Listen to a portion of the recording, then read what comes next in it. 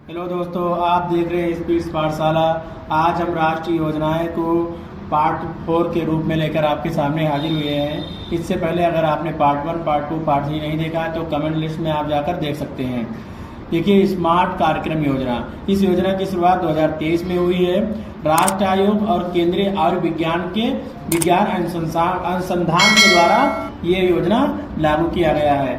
पूछेगा कि स्मार्ट कार्यक्रम योजना किस दो मंत्रालय द्वारा लाया गया है, तो बताएंगे हम राष्ट्र आयोग और आयुर्विज्ञान, केंद्रीय आयुर्विज्ञान अनुसंधान, ये दोनों का संयुक्त कार्यक्रम ही है। भारत की पहली ग्रीन हाइड्रोजन मिश्रण योजना, इसकी शुरुआत 2023 में की गई।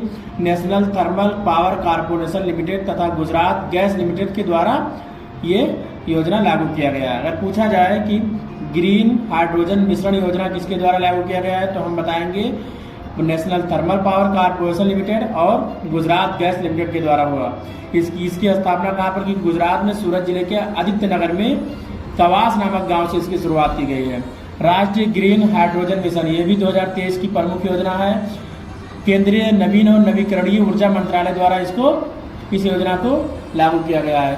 इसका उद्देश्य जो है, भारत को ग्रीन हाइड्रोजन और उसके सहायक उत्पादों के उत्पादन, उपयोग तथा निर्यात को वैश्विक केंद्र बनाना है। एक बार फिर से देख लेते हैं। स्मार्ट कार्यक्रम योजना की शुरुआत 2023 में की गई। किसके द्वारा किया गया? तो राष्ट्रीय आयोग और केंद्रीय आयुर्विज्ञान अनुसंधान द्वारा शुरू किया गया। भारत की पहली ग्रीन हाइड्रोजन मिश्रण योजना, ये हमारा इंपॉर्टेंट है। ये 2023 में इसकी शुरुआत हुई। किसने किया? तो national thermal power corporation limited तथा गुजरात गैस लिमिटेड के द्वारा किया गया है। और ये पूछा जाए सबसे पहले इस योजना को कहाँ लॉन्च किया गया, तो हम बताएंगे गुजरात के सूरत जिले के आदित्य नगर में कवास नामक गांव में किया गया। राष्ट्रीय ग्रीन हाइड्रोजन मिशन योजना, इसकी शुरुआत 2023 में की गई। किसके द्वारा किया गया? केंद्रीय नवीन और नवीकरणीय ऊर्जा मंत्रालय के द्वारा किया गया। इसका जो उद्देश्य था, भारत को ग्रीन हाइड्रोजन और उसके सहायक उत्पादों के उत्पादन, उपयोग तथा निर्यात को वैश्विक केंद्र बनाना है। अगला जो हमारा ये सुप्रीम कोर्ट रिपोर्ट्स प्रोडक्ट योजना, इसकी शुरुआत एक डिजिटल प्लेटफॉर्म के द्वारा, यह एक डिजिटल प्लेटफॉर्म है। इसकी शुरुआत 2023 में की गई। किसने किया? सुप्रीम कोर्ट ने किया। इसका उद्देश्य जो है, वकीलों के विधि क्षेत्र एवं सामान्य लोगों को सुप्रीम कोर्ट के निर्णयों को निःशुल्क उपलब्ध कराना। ये सुप्रीम कोर्ट रिपोर्ट प्रोजेक्ट है। जो इसका कार्य है कि जो वकीलों के विधि के क्षेत्र और जो भी सुप्रीम कोर्ट में निर्णय लिए जाएं, वो आम जनता तक निःशुल्क पहुंचाया जाए। ये एक डिजिटल प्लेटफॉर्म है। भारत प्रवाह पहल, इसकी शुरुआत 2023 में हुई।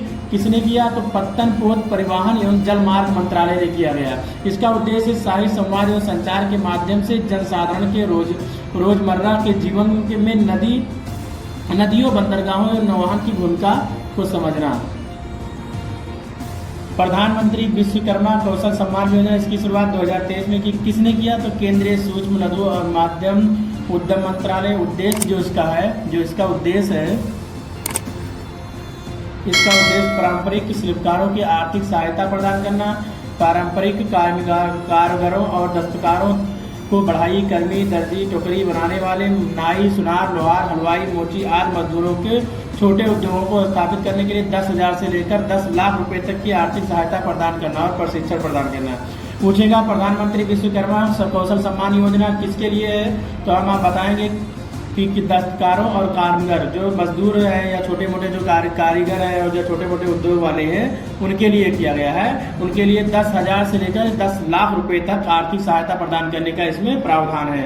अगला जो हमारा है, दक्षिण भारत की पहली औद्योगिक गलियारा परियोजना। दक्षिण भारत की पहली औद्योगिक गलियारा परियोजना, इसकी शुरुआत 2023 में प्रधानमंत्री ने गति शक्ति योजना के तहत दक्षिण भारत की पहली औद्योगिक गलियारा परियोजना की शुरुआत की। इस योजना का नाम चेन्नई बेंगलुरु औद्योगिक गलियारा है। इस योजना का पूरा नाम पूछा जाए तो बताएंगे चेन्नई बेंगलुरु औद्योगिक गलियारा। प्रधानमंत्री ने इस औद्योगिक को गलियारा के एक हिस्से के रूप में तुमरू औद्योगिक टाउनशिप का उद्घाटन किया है।